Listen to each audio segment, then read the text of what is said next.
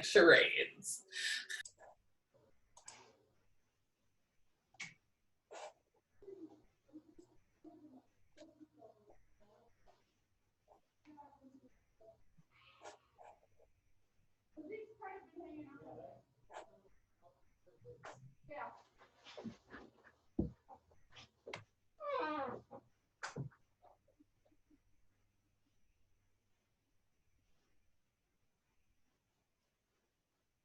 Well, we have many attendees that are starting to come in. It's currently 37 are signing in.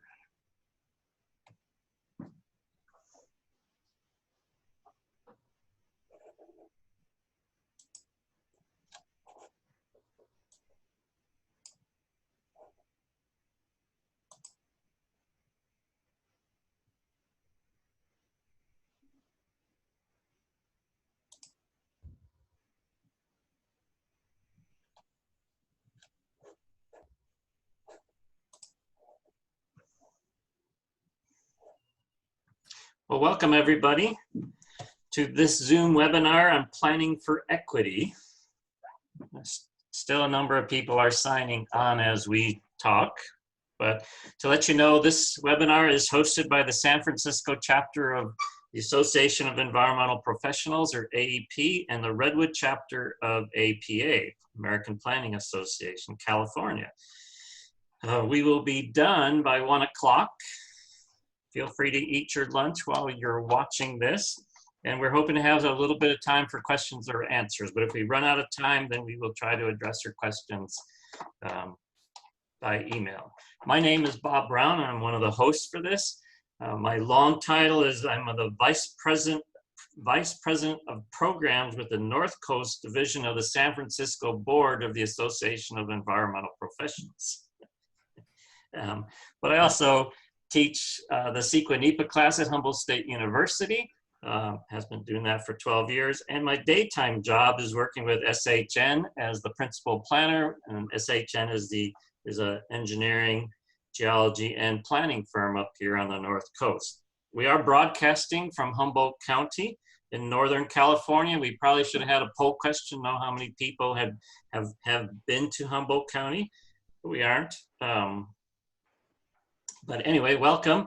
Our other host this morning is Stephen Avis. He's a long-term local planner and city council member of the beautiful Victorian village of Ferndale. Stephen, take it away. Thank you, Bob. Thank you very much. Glad to have such a large audience with us today. Although it's sobering, this is a year of turmoil. Worries about government dysfunction, climate change, and widening divide between the haves and the have-nots took a back seat in early 2020 as word of a new virus began circulating. By March, we were reeling from the news coming from Europe and beginning our own in-shelter protocols. Shock and dismay over the realization that a pandemic was upon us began to give way to anxiety over lack of planning to address a crisis of this magnitude at the federal level. States scrambled with bickering and social resistance, creating a patchwork of responses to prevent the spread of COVID-19. Locally, planners and elected officials began experimenting with existing technologies to keep safe while continuing to work and maintain public services. This meeting is a direct offshoot of that shift in remote communications. The ability for all of you to attend this workshop without having to drive and fly to Humboldt County is a remarkable feat for saving DMT and greenhouse gas emissions. We were just settling into an uncomfortable wait for a vaccine while improvising how to work through significant challenges. Then, on May 25th, the world stopped again when word of Floyd George's murder spread virtually and virally across the globe, and coronavirus had a competitor for our attention and action. How to protest in a time of COVID-19, as it turned out with masks, not just here, but in countries everywhere. During a time of worldwide stress, this most recent killing allowed a rethinking of American society and brought forward a host of new ideas on how and why this country has so much strife anxiety, and overt hatred over the growing population of brown and black-skinned people. This in turn led to an examination of our processes for policing violent crime, mental health issues, homelessness, and the simple crime of driving while black. Social inequity is not new, but for decades, understanding its role in our country has not led to significant changes in how to overcome challenges that are the result of systematic policy decisions to foster inequity where we live, where we work, how we are schooled, and how we are accepted in our communities. Issues of equity cover many groups locally. The Redwood Coast region of APA and the San Francisco chapter of AEP have sponsored a series of lunchtime talks for over a decade. Now with the use of Zoom technology, potential audiences have expanded. Welcome. We have a number of programs raising awareness of social justice and planning. Last month, Ethan Rady-Galatin presented on tribal sovereignty. Today's presentation by Meghan Ryan, a planner with the County of Humboldt, and Beth Burks, an AICP principal planner for Lyco Associates, will discuss a spectrum of long-standing issues and APA's way to build a more equitable country. I would like to welcome our speakers today. Thank you very much. Thank you, Steve. Right. And this is, as Stephen mentioned, a continuing monthly brown bag lunch that we've been doing for, I think, 15 years now. And for our local planners, and with the advent of Zoom webinar, we have expanded that to a wider audience. And we'll continue to send out notices to those who have requested, and through the AEP and APA websites. Also of note, the APA California is going to have the State of Change Conference, September 14th to 16th, and it includes many sessions on equity, diversity, and inclusion. So be sure to tune into that. And on the following day, September 17th, we are celebrating the 50th year of CEQA. So happy birthday, CEQA. All right, so we're always interested in putting together panels and discussions, so feel free to reach out to me if you're interested in a particular topic that we can present here. So we'll get right to our Zoom webinar. If you are new to Zoom webinar, there is a question and answer tab at the bottom of your screen. If you're on the phone, you can't do that. We don't use chat, but we will include comments and questions under questions and answers. This presentation qualifies for one continuing maintenance for your AICP ethics credit. So as a sign sheet for all who are attending who are AICP, if you would just post your name and AICP afterwards, and we'll have that as our sign-in sheet for credit for that, and then you can add this. That'll be posted shortly after presentation. This presentation is also being recorded and will be available by name, Planning for Equity, on YouTube. And just a quick disclaimer that the views expressed here do not necessarily reflect the views of AEP or APA, but they should. So anyway, so let's get started. Meghan and Beth. Great, thank you. Thank you, Stephen, for the introduction. I would like, my name is Meghan Ryan. I'm a senior planner with the County of Humboldt. I'm here today as a part of this presentation due to interest in the topic and not as a representative of the county. Great, thanks, Meghan. Yeah, and I'm Beth Burks. I'm the planning principal here at Lyco Associates, a consulting firm on the North Coast. And I think, a couple months ago, I inquired with Bob and Stephen about doing this presentation focused on the Planning for Equity Policy Guide, really in response to the inequities that came from the pandemic and that we've been realizing from the pandemic, and then of course the subsequent murder of George Floyd. And I think, I was just looking for a way to participate in the conversation. We're not necessarily experts in this, Meghan and I. We just didn't want to be silent. And we really were looking for a way to contribute professionally to the discussion on equity and not be intimidated to get started. So I think that that's one thing we both feel strongly about, that it doesn't necessarily take an expert to talk about equity, at least to initiate a discussion. We might need someone actually implementing it, but any of us could and should and be talking about it. And really the policy guide was something I thought was reasonable to lean on to get a conversation going, because it really articulates what's expected of us as planners. And so with that, we'll get started. Thank you, Beth. Generally speaking, the APA policy guides address critical policy issues confronting planners and communities by identifying solutions for local, state, and federal policymakers. APA policy guides articulate and advance principles of good planning in law and regulation. There are more than 25 policy guides with a wide range of topics in housing, homelessness, climate change. With the more recent focus, there are guides on hazard mitigation, planning for equity, housing, and surface transportation. As Beth said, our presentation today is focused on reviewing the Planning for Equity Guide that was published in May of 2019. The purpose of this review is to have a starting point for equity and for the conversation of equity and planning. Topics covered in the policy guide could be several training sessions within each. At the end of the presentation, our intention is to provide a strong foundation for the conversations in equity and planning, and hope that ideas for continuing this conversation can continue into future brown bag lunch trainings and beyond. The policy guide begins by providing definition and historical context, roles and responsibilities of planners, and diversity inclusion in the planning process, which we will discuss on the following slides. The APA defines equity as just and fair inclusion in society in which all can participate, prosper, and reach their full potential, unlocking the promise of the nation and unleashing the promise in us all. The guide continues by stating the inclusive, holistic nature of this definition provides foundation for considering and applying equity in all facets of planning, all means of planning, and all planning policies.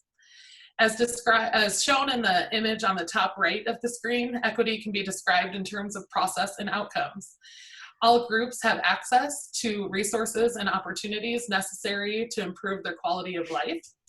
And differences in life outcomes cannot be predicted on the basis of race, class, and other dimensions of identity. Inequities in health, income, opportunity, mobility, and choice are apparent in every community. As a result, entire groups of people, due to their income, race, age, gender, sexual orientation, immigration status, religion, and/or disability, experience limited access to opportunity and advancement. Inequality, which is measurable, is marked by two key attributes that often work together. And the policy goes on to define, the guide goes on to define disproportionality and institutionalize. The APA defines disproportionality as when the outcomes of a project or plan create or amplify disparities in only a part of the community. The disproportionate impacts can lead to further social and economic impairment of some groups, while others receive the full benefit of the effort. Examples that I thought of include having heavy commercial or industrial uses located near low-income neighborhoods or rural areas, high-density residential along highways, for example. Certain areas endure disproportionate impacts as outcome of zoning and individual project decisions. Institutionalized is framed in the fact that equity is often embedded in methodologies that justify systemic policies and ignore negative outcomes and disproportionate impacts, and they do not extend adequate support to affected areas in their residences. I think that with the COVID-19, with the pandemic, that the institutional and the systemic policies that we have it's showing that there's the disproportionality of the impacts to many communities. The Planning for Equity provides rationale, structure, and accountability for an opposite yet measurable approach to planning that is designed to combat inequity. Now we'll go to Beth, who will discuss this, the historical context. Yeah, thanks, Megan. So this is going to be, really broad overview of just a few of the highlights, and of course we could, do whole sessions just on the historical context. But a couple things that come to mind. First is the quote that's on the screen, and this is directly from the policy guide. The Planning for Equity policy guide has been prepared in consideration for the role planning has played in creating inequities, while also underscoring the power that planners have to level the playing field.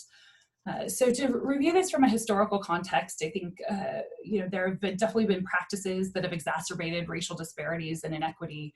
And the first is zoning. And I think we've, if you learn about zoning initially, it's more about protecting citizens from incompatible uses, but it also has its origins, both intentionally and unintentionally, in promoting segregation and disparities of wealth within communities. So there was racial zoning, which was actually some of the first zoning to be adopted, and it had the express intention of separating white and Black communities. This occurred in the early 1900s, and although it was deemed illegal in 1917, it certainly persisted much longer, and then was often replaced with racial covenants, which were deed restrictions on specific properties that prohibited anyone other than a white person to purchase or receive a mortgage on that specific property. These covenants were deemed unenforceable in 1948. And this is all with the background that segregation was still legal until 1946 in our country. And so even though these practices are not considered legal anymore, the consequences of these practices certainly persist today. And redlining is an important topic to discuss. I think we hear a lot more about it these days. It's come up quite frequently in media and other sources, but this began to occur in the 1930s related to government-backed mortgages. Maps were created that showed lenders where they can make safe loans based on the economic wherewithal of an area.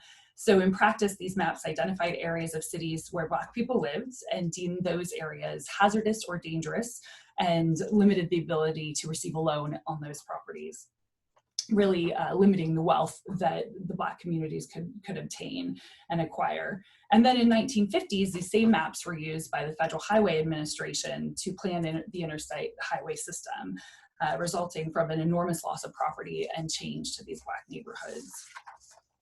So in thinking about that background and sort of where zoning comes from, and reflecting on our zoning ordinance today, I think most jurisdictions are still continuing to use the exclusionary zoning, which can limit mobility and choice. And if we just think about, for example, a single family residential zone with minimum lot size, low density restrictions, and restrictions on other uses, this zone really is only available to a person who has a higher income level, and it's really not a zone that necessarily serves everyone in our community equally. And so I think a case can certainly be made that the very nature of separating uses and density, while it's often grounded, or we think about it in terms of compatibility issues and infrastructure availability, and those things certainly are important, but they can have a lot of unintended consequences, or sometimes intended consequences of segregating our communities. So, I think just, this very shortened primer on the history, I think the point of it is just to show, from my perspective, what I read in this policy guide is that the APA is saying that the reasons for inequity in our communities are systemic, and they require systemic solutions. And I don't know that necessarily seems profound, but it is still a discussion that I think people in our communities are having, and perhaps our decision makers are having. I kind of liken it to climate change. And, I think as planners, we've all moved beyond climate change. Is it real or is it not? And I think with this policy guide, the APA is saying that systemic inequities are real, and we have obligations as planners to do something about it. So it's really intended, the policy guide, to give planners some cover when we're working in jurisdictions that maybe don't share this value system, and to know that it is our obligation to be bold in our pursuit of more equitable outcomes, and always be growing and learning in that field. And that to me is one of the fundamental pieces of this policy guide. Next slide, please.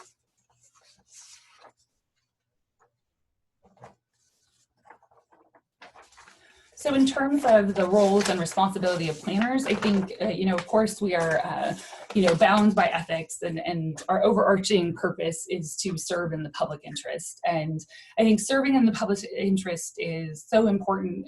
It's not just a call for public planners to serve in the public interest, but all of us, consultants, public planners, everyone, allied professions, this is our duty as planners to serve in the public interest, and applying equity is our ethical responsibility.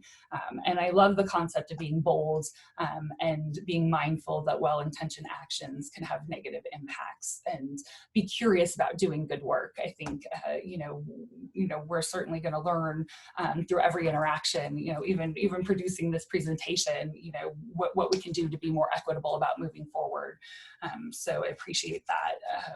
It also means that we may need to be, reprioritizing our planning efforts to address immediate social welfare needs in some places, before the quality of life needs in other more affluent places. Next slide. So one of the fundamental principles of the policy guide is really applying equity in all policies, and applying an equity lens to all we do, and challenging the practices that disproportionately impact or stymie certain segments of our population. And I really love this concept, and I think, we'll have some polling questions to think about a little bit, like, if we were truly applying that equity lens, would we have seen different outcomes in projects that we've all worked on? I think it's also important to note that the guide acknowledges that it doesn't address every aspect of planning. It is a policy guide. I think that can sometimes, I know Megan and I both, fundamentally work in current planning projects, and sometimes it feels like, well, how does this relate? And I think there's plenty of area that even in current planning, we can think about how we engage with neighborhoods to let them know projects happening, how we maybe think about, planning commission and decisions, and how those meetings are run, and are they as inclusive as they can be. So I think that there's plenty of room in all aspects of planning, and the guide says that when your specific area of planning, if this guide isn't speaking to that, what we fall back on is drawing inspiration from the AICP Code of Ethics, related specific recommendations in this guide, and the equity in all policies approach to determine the equitable course of action. So that is, I think what I can't stress enough is that this guide is just a starting point. It was developed in 2019. In May of 2019, it was adopted, and the world is fundamentally a different place. I think the foundations in here are good. I read it and often found myself asking, does it go far enough? But I think if we, read the guide to tell us, really to be bold in our pursuits of equity, and apply this equity lens, and keep learning and growing in this topic, I think, we'll be in pretty good shape to do what we're supposed to commit to doing. Next slide. Megan will talk about diversity and inclusion in the planning process, profession. In addition to the ethical responsibilities of planners, planning for equity also requires the profession to better understand the implications of diversity and inclusion in the planning field. If the field is not diverse and inclusive, planners will be limited both as individuals and members of a larger profession in advancing equity. Planners must be finely attuned to demographic changes in race, age, nationality, and many other characteristics.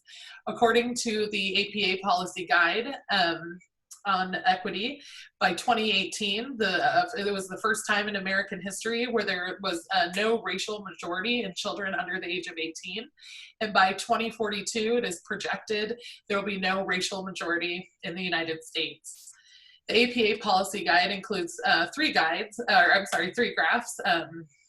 that we'll have a brief discussion on. The graph on the left is showing the percentages of women and non-white planners versus the non-white population.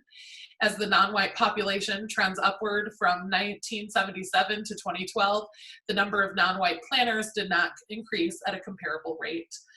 The slide on the right is showing ethnic and racial composition of the United States compared with APA members. Based on this graph, the planning profession is compromised with the majority of people identifying with the white race, while other non-white races are underrepresented based on the percentage of their population.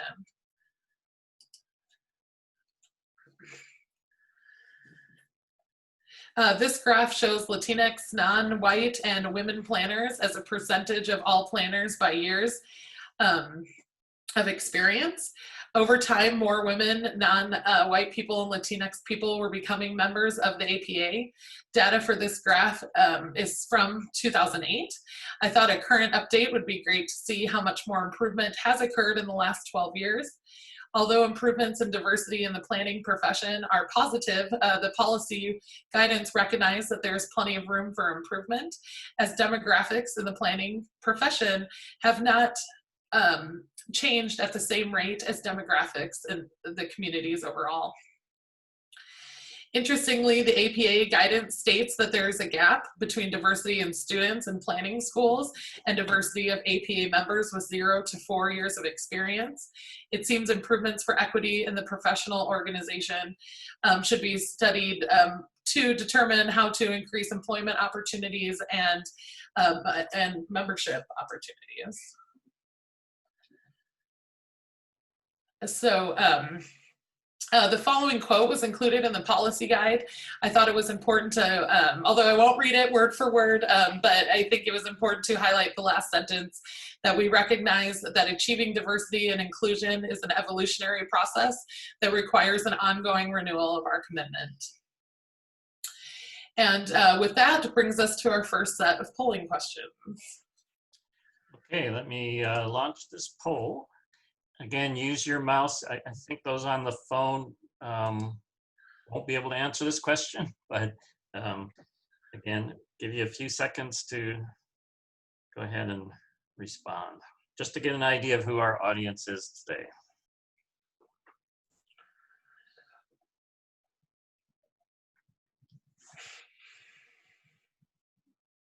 Okay, let me give it a couple more seconds.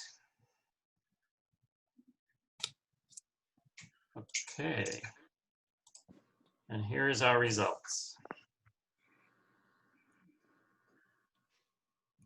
It looks like based on the results, about 66% are public and 35% are private planners.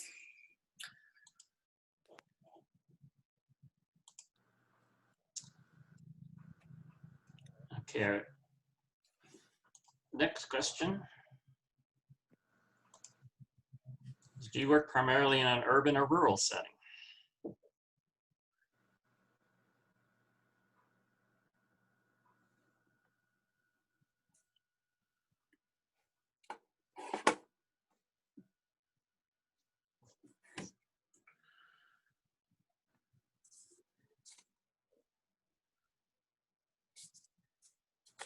Okay, most votes are in. Give it a couple more seconds. Okay. Based on the results, 73% of the audience is in an urban setting, while 32% is in a rural setting. I have one more to put up, don't I? Yes, we thought we wanted to poll everyone to see if they have read the Planning for Equity policy guide. The majority of our focus and reading of this, to be honest, was more recent and not in 2019.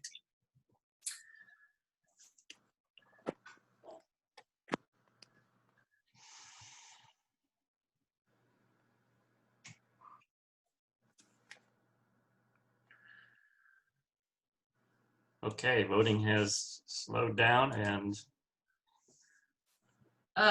based on the answers, 1% was not sure.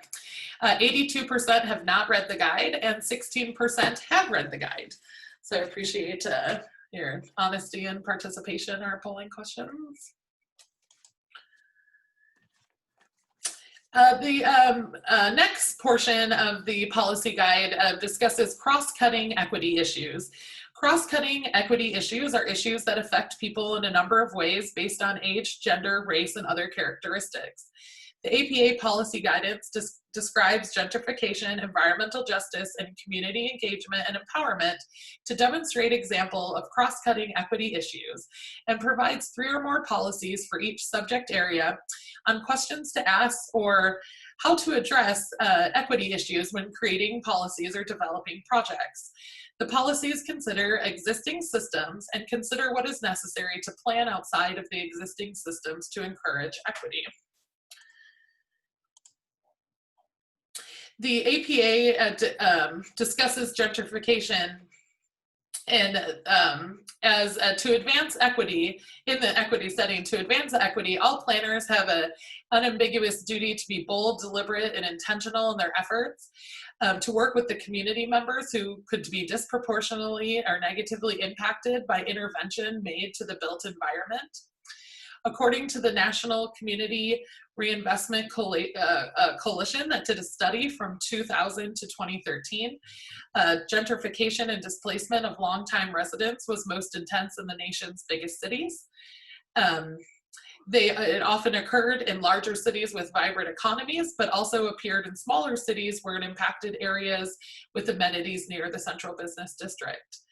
Displacement of Black and Hispanic residents accompanied gentrification in many places and impacted at least 135,000 people during the study period of 2000 to 2013.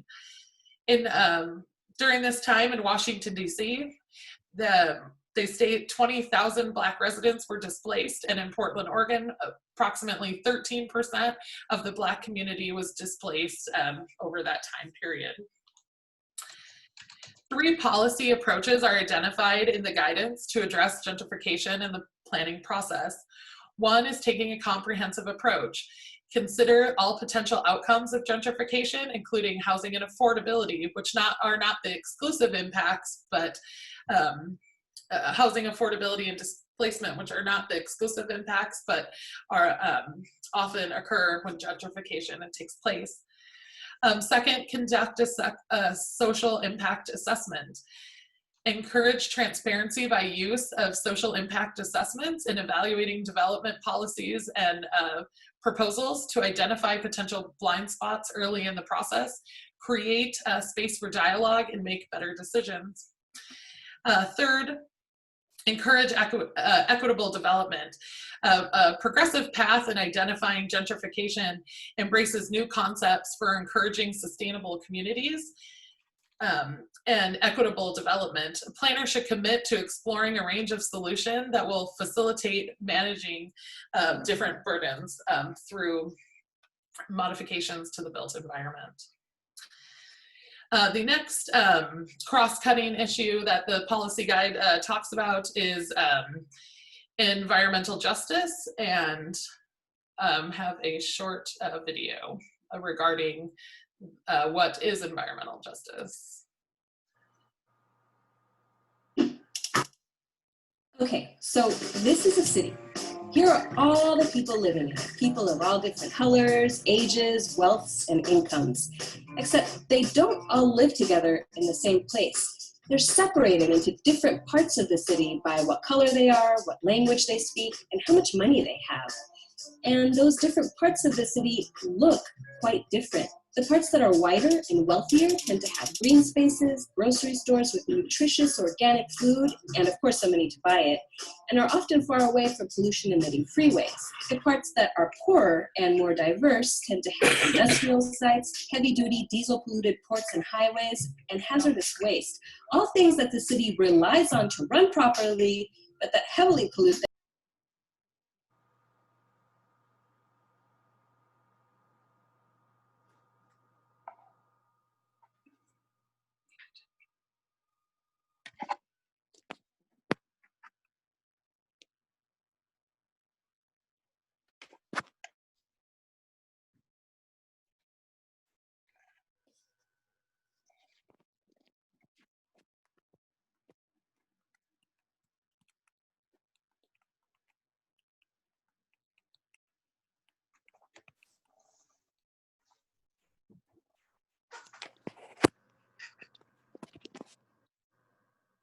Looks like we're having technical difficulties.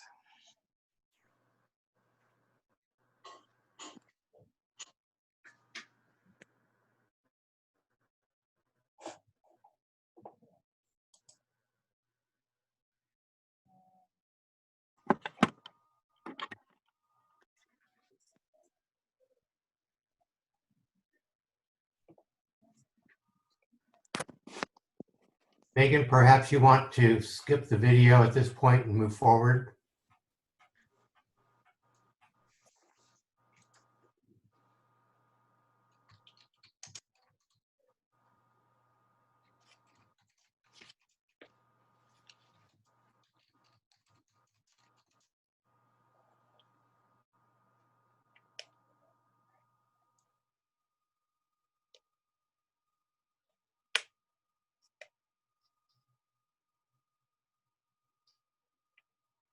Megan, we can't hear you.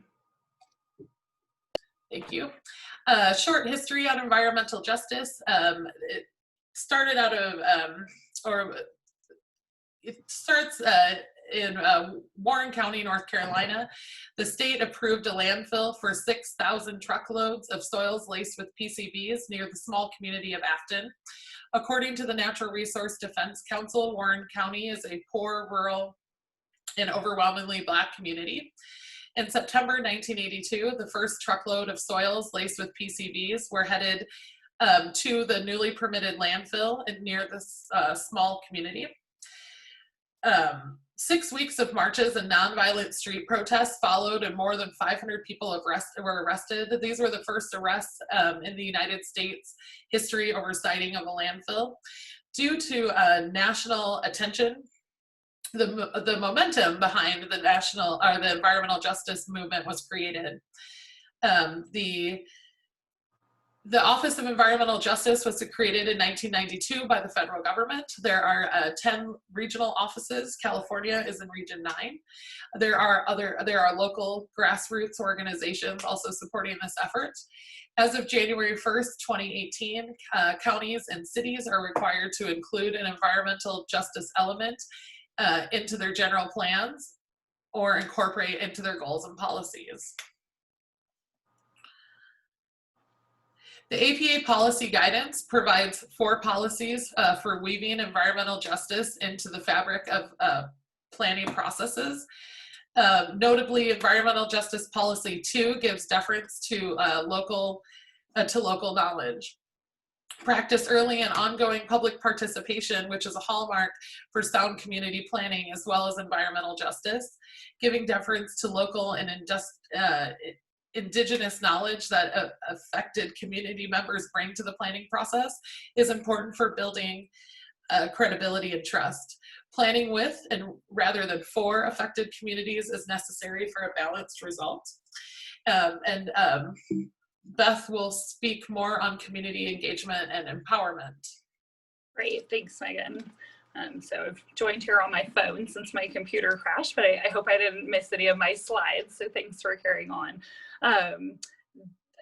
Community engagement and empowerment, as it's discussed in the policy guide, I think it might be one of my favorite topics because it's really at the heart of what we do as planners, and whether we're current planners or do more long range planning, whether we're consultants or government planners, we all have an aspect of our jobs that involves community engagement. And I think, as it says in the guide, for decades our planning processes have relied upon neighborhood groups or maybe especially active citizens to provide input.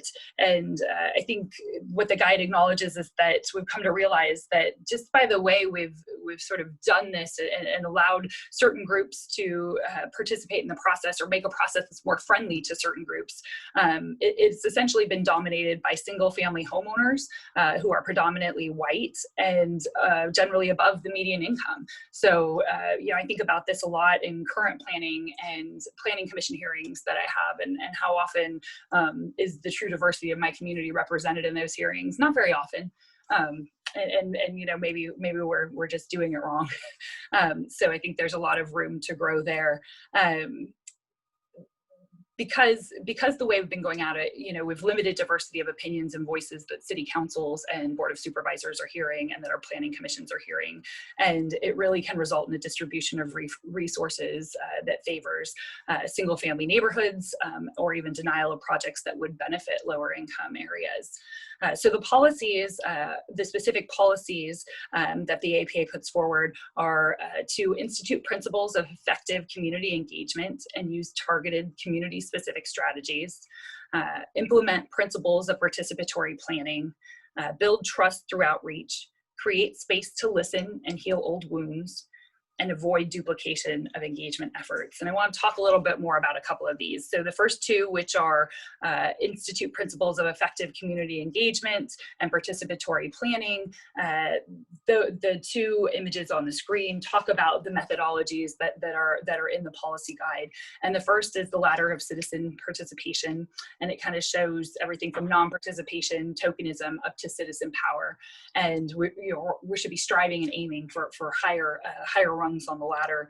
And I like the one also by the International Association of Public Participation on the right side.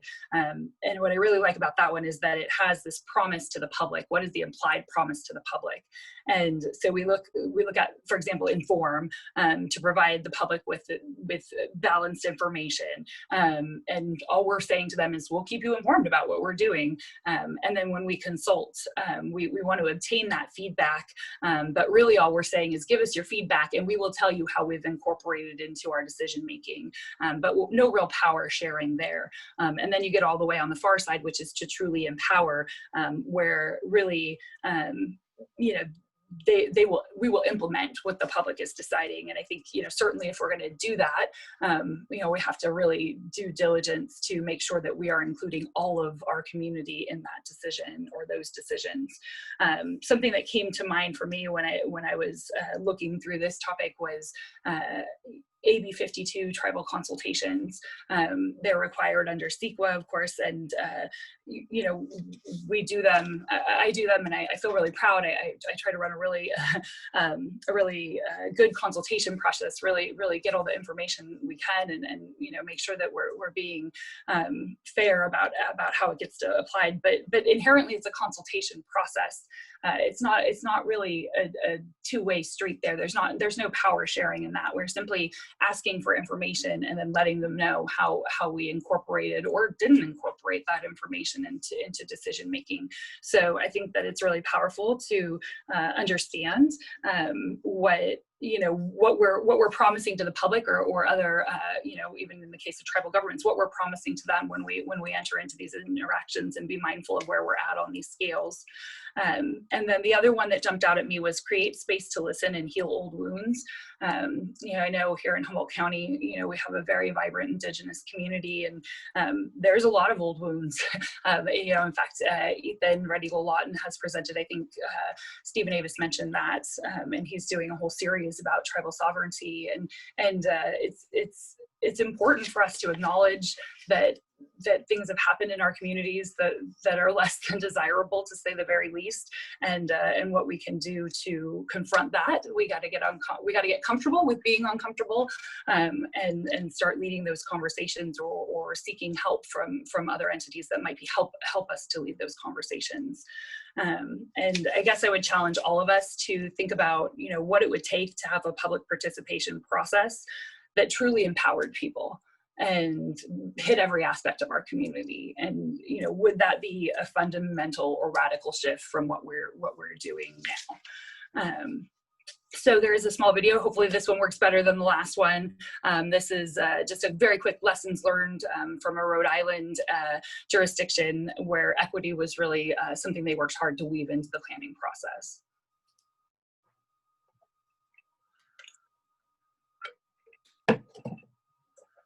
One of the things that I advise planning departments who want to engage local communities and have a focus on equity is to not think you know anything about equity and engaging communities, because you don't. So you're going to have to bring in people who do, and you're going to have to listen to them.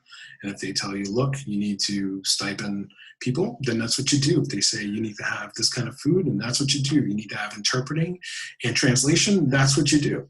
You don't come in thinking that this is the process that you thought of in your office amongst your colleagues, and you're going to somehow, because you have some money to put out there, that people are going to buy into it. You may need to build in some flexibility in terms of the schedule of how you need to do things, because from a government perspective, you have schedules and deadlines that you have to meet.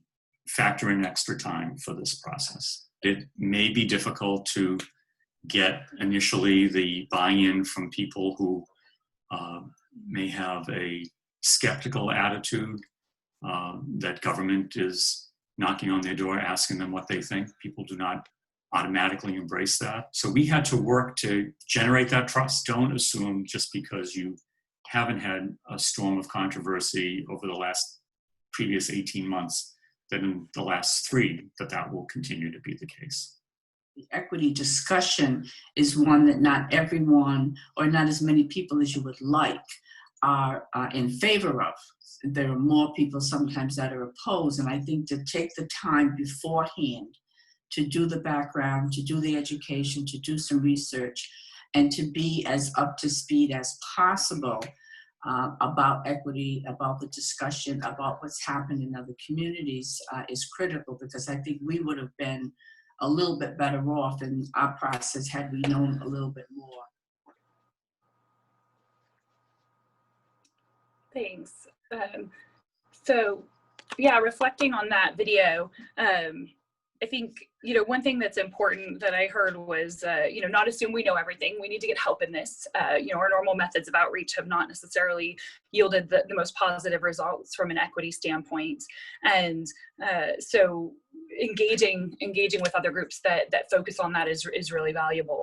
And I think that can be really a scary prospect right now in terms of just budgets and thinking about, the massive budget cuts that are likely coming to most of our jurisdictions. I guess the take-home message that I get from the policy guide is, equity is not optional. Thinking about doing these things, it's not, when we can afford to have a more equitable approach, we'll have one. With whatever budgets we do have and whatever outreach is happening, however we're going to work our processes on the limited budgets we're going to be encountering over the next couple years, equity must be prioritized. There's just no way for it to be different. And this is also really important thinking about the environmental justice elements that many jurisdictions are currently working on or soon will be as part of their general plans, and really thinking about making sure we're reaching all of our community as we approach the topic as serious as environmental justice. So. Yeah, thank you, Beth. That brings us to our next set of polling questions. Great.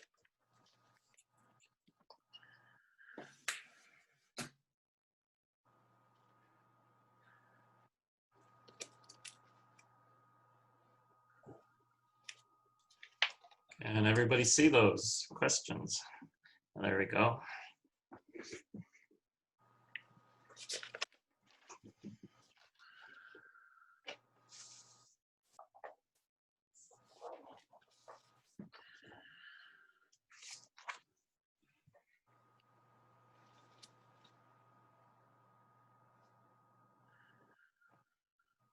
Okay, a couple more seconds. I'll end the polling. Here are the results. It's really interesting. So yeah, I guess we get more gentrification because we have far more urban planners on this call, is my guess. I'm not sure, but that could be part of it.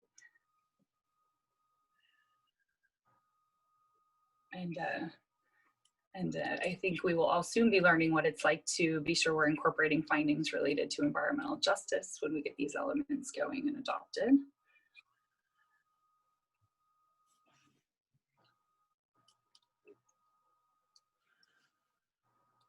Yeah, and I think the virtual meeting answer is very interesting.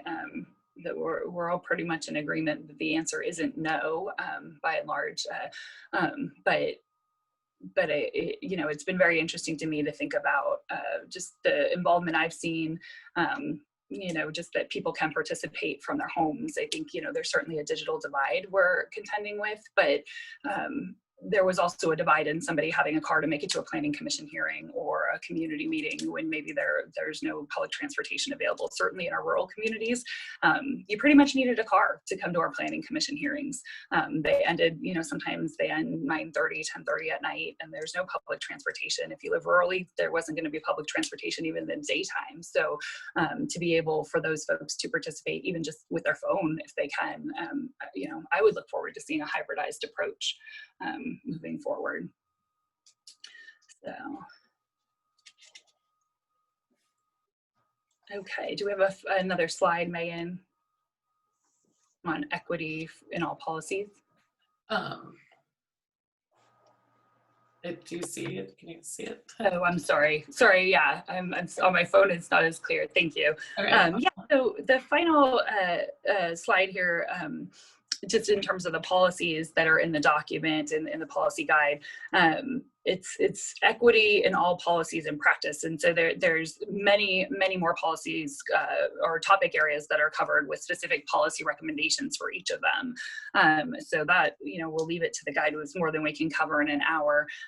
One of them that really did jump out at me, though, was the education policies. And, it occurred to me that, I don't work in the education space at all. And I have certainly consulted with school districts and specific schools when I have projects nearby. But, as I've seen in the public participation scale, consulting is not really that powerful. So the policies in education are really related to increasing the planner's role in student educational outcomes, creating something like a general plan education elements, similar to what we just did in California with environmental justice, and recognizing the connection between public education and the economic vitality and sustainability of neighborhoods, with an understanding that addressing racial and economic segregation is critical to improving schools and neighborhoods.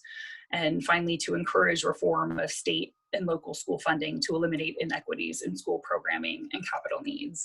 And I just, again, it just struck me as powerful because, I think the questions I've asked schools in my practice have been things like, this project's in your district, do you have enough room for these students? But very little about, maybe the quality of education that the students would be receiving there, or how could we plan differently to influence different outcomes for the schools in our communities. And another one that jumped out at me was the heritage preservation, pertinent because of so many events going on right now, rethinking,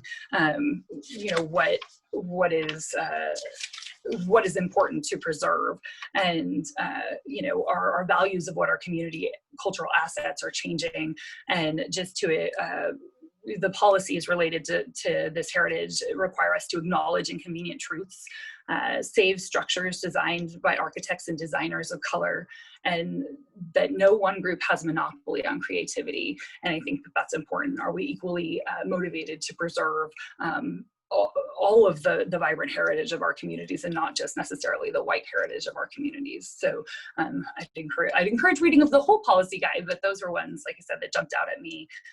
And there are individual policy guides on some of these topics, such as transportation, that I think it just kind of speaks to the equity in all policies, that every policy we have, put that equity lens on it. And there's really nothing, no part of planning we shouldn't be talking about equity.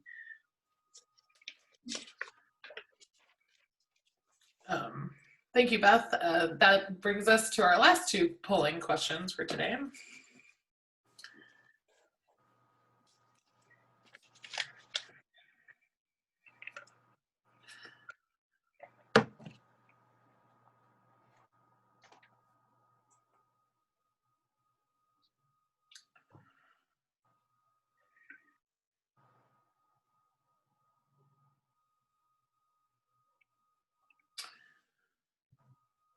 This first question, do you see your role as a planner as an opportunity to affect change and improve equity? Yes, no, or maybe? And 86% said yes, and while 14% said maybe. So it's encouraging. It doesn't seem like anyone said no. So I think that is encouraging response. The last question we have for today is, do you think local governments need to improve community outreach and noticing to promote diversity and inclusion in the planning process?